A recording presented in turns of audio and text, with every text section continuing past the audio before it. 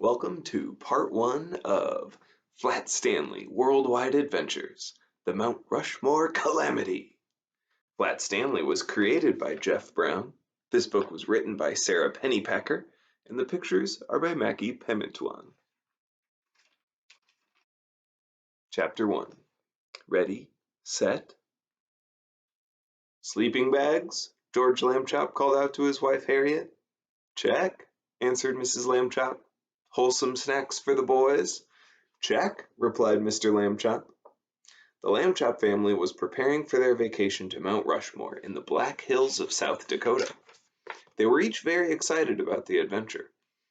Mr. Lambchop was excited because he was going to collect another state park sticker for the rear window of his car. Mrs. Lambchop was excited because she was going to learn more about the history of South Dakota. Their younger son, Arthur, was excited because he was hoping to meet some real live cowboys. And Stanley, the Lambchop's older son, was excited because he was going somewhere nobody would recognize him. Not long ago, Stanley had awakened to find that his enormous bulletin board had fallen on him in the night. Since then, the family had gotten used to having a flattened boy in the house. But when he ventured outside, he often caused a commotion. "Look, Marge, there he is, the famous flattened kid. I wonder what new adventures he's up to now." Or, "Say there, Flatty, mind if we take a picture?" The truth is, both Lambchop brothers were getting a bit tired of all the attention Stanley was getting. It would be nice, they agreed, to get away someplace where people didn't make such a fuss. "Well, I think we're ready," said Mr. Lambchop, surveying the mountain of suitcases and the camping equipment in the hall. "Not quite, dear," replied Mrs. Lambchop. "Remember, we still have to consult Dr. Dan about Stanley's travel needs. Better safe than sorry."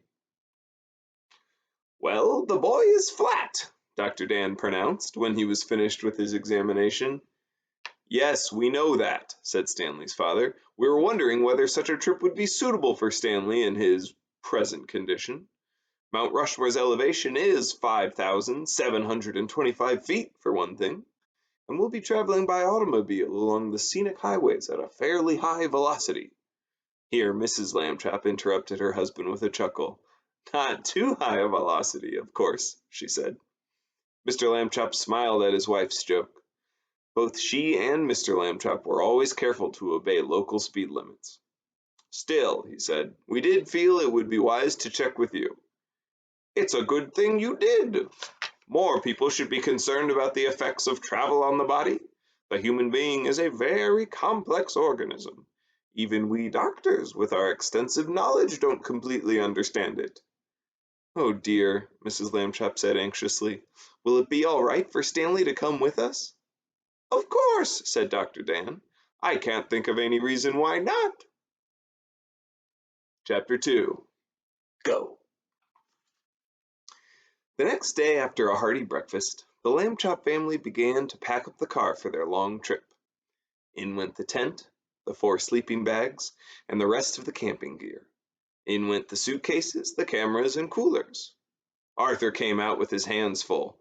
His authentic cowboy saddle, his authentic cowboy harmonica, and his authentic cowboy lasso. Get a load of this guy.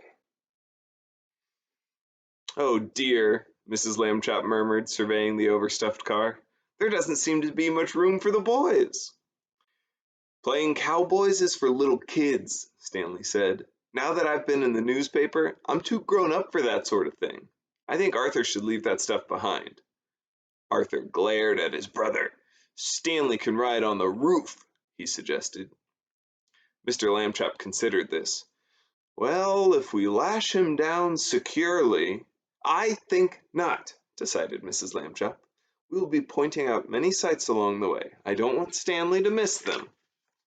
And so both boys squeezed into the back seat, with much grumbling, and the family set out. Along the way, the Lambchops did indeed come upon many wondrous sights: the inspiring cityscapes, fields of bountiful crops, and numerous glories of nature. "We should all be grateful to have good eyesight as we travel through this great land of ours," Mr. Lambchop noted. The rest of the Lambchops agreed they were very fortunate indeed. Every time they crossed into a new state, the family recited its motto and sang its song. They played license plate bingo and I Spy, and the hours passed by fairly quickly. Nonetheless, everyone was delighted to arrive at the gates of Mount Rushmore State Park. The boys craned their heads out the windows to gaze up at the 60-foot tall faces carved in the mountains, while Mr. Lambchop paid the admission fees. And as soon as the car was parked, they sprang out. "I'm all crumpled," Stanley groused, trying to smooth himself out. "Well, I'm practically flattened," complained Arthur.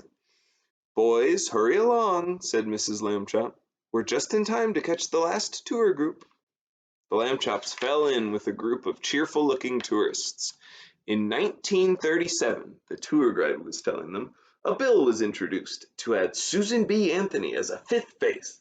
This bill failed, so today we still only have the original four: Washington, Jefferson, Roosevelt, and Lincoln, who is directly below us now.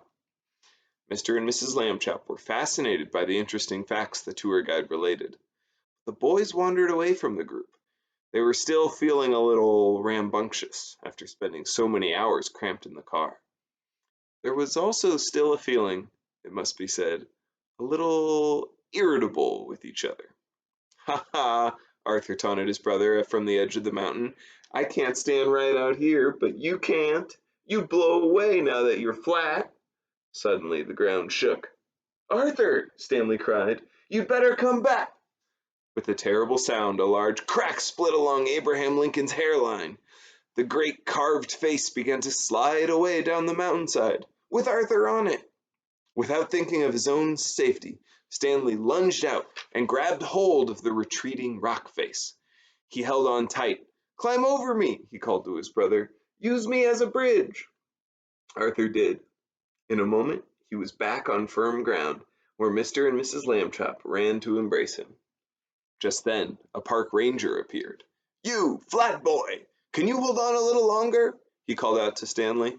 "The repair crew is on the way." Mr. and Mrs. Lambchop here were indignant. "My son has a name," Mrs. Lambchop said. "It's Stanley." "Sorry, ma'am," the ranger said. "I should have known better, because the same thing happens to me, too. My name is Bob, as it says right here on my badge. But to park visitors, I'm always just, 'Hey, Ranger!' It makes me feel very badly indeed, as you can imagine." Mrs. Lambchop forgave Bob, and Stanley held on until the emergency crew arrived to repair the crack. Only then did he let go. When he righted himself, he was surprised by a sea of flashing light bulbs. A reporter thrust a microphone in his face. "The boy who saved Mount Rushmore," one reporter crowed. "That will be my headline for the evening edition." "Brave boy becomes big Band-Aid," cried another. Off to the side, Arthur crossed his arms and frowned. "Famous again," he grumbled, "and nobody knows who I am." As soon as the reporters left, Stanley rejoined his brother in the large group that had gathered. Everyone was talking about the strange earthquake that had just happened. "That weren't no earthquake," muttered a voice behind the boys. "That was a gold mine." Stanley and Arthur turned to see a girl about Stanley's age, scowling.